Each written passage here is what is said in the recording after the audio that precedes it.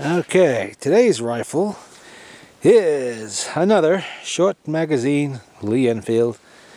This particular one manufactured in 1917 at Enfield and has the distinction of being one of the longest running rifle projects I've had, approximately 25 years now. This started off as a $20 Bubba project I picked up at a flea market. Had a little splinter fore end on it, the usual crap. Rear sight was missing, all the hardware missing, magazine missing. But accumulating parts one at a time here and there, I've managed to put it together and back to its original configuration as it was during the Great War. Sometimes you get lucky with these things. If they don't bob the barrel, you have a pretty good shot at doing it. But when they do that, you might as well throw it out or use it as a plinker. As you can see, it's a nicely matched stock set I found for it. It's got a stock disc, but no unit markings on it. See if I can get a closer look.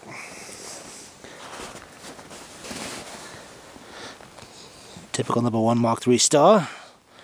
No cartridge cut off. That was done away with a couple years before. Let's take a look at the markings. Let's see.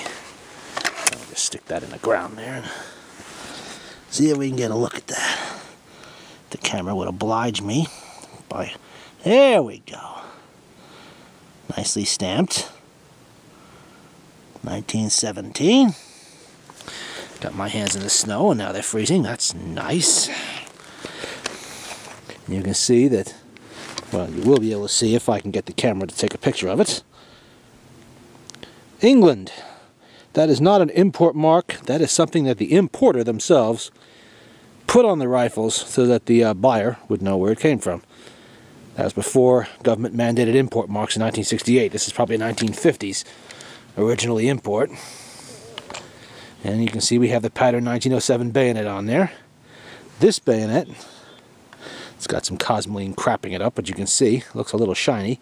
It's nickel plated. Not really sure why. It's got some kind of ceremonial importance, I'm sure. Maybe it was honor guard, maybe it was something of that nature.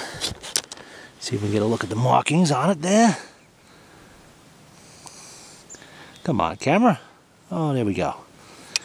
And the date on this one, I believe, is 1918.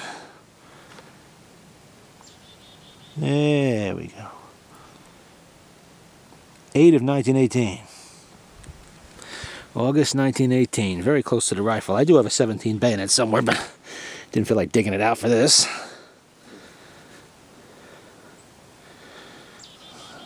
Oh, a little melting snow on there, but that's not going to hurt it. I'm sure it's not its first experience with snow.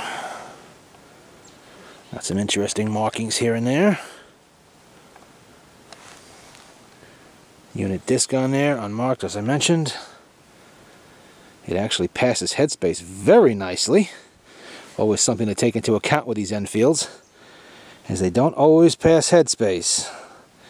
These receivers are prone to stretching over time, and this is the reason why there are a variety of different sizes used in the bolt heads. As you can see, the bolt heads just screw right on there. Just like a MKIII and a few other rifles, like the Lebel, for instance, you can adjust headspace on these simply by changing to a larger size bolt head on there. Takes about 2 seconds to do. Got some little markings here and there. And a variety of individuals have helped me out greatly by providing some small parts I was short. Chuck, you know who you are. That would be your stacking swivel on there, if I can get the damn camera to focus. There we go. Brass butt plate, of course. And this is the Great War version. This actually served in 2 wars. These were still being used in the Second World War as well as the First, as they were in the First, rather.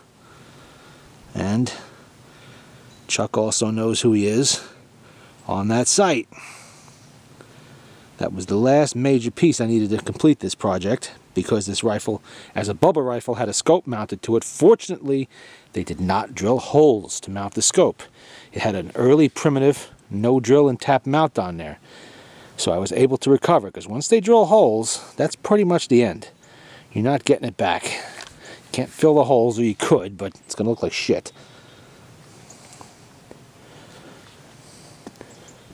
Haven't fired it yet, at least not in its current configuration. I did fire it many, many years ago as a Bubba rifle. These were available very cheaply in the 1950s and 60s, and they were very popular for projects, which is why we find so many of them today cut into little pieces. And it's a shame whenever you see that. But what are you going to do?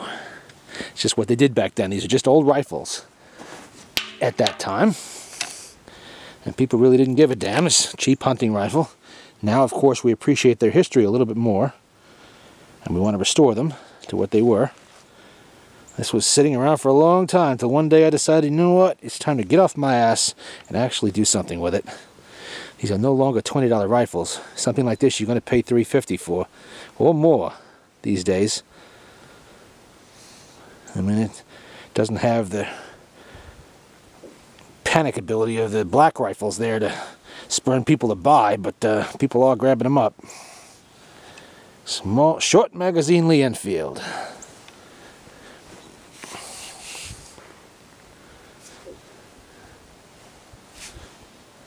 $1917.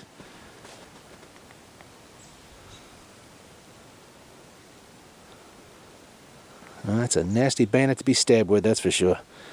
That'll go right through you and pin you to a wall. Actually, I didn't show you the whole blade. Let's see.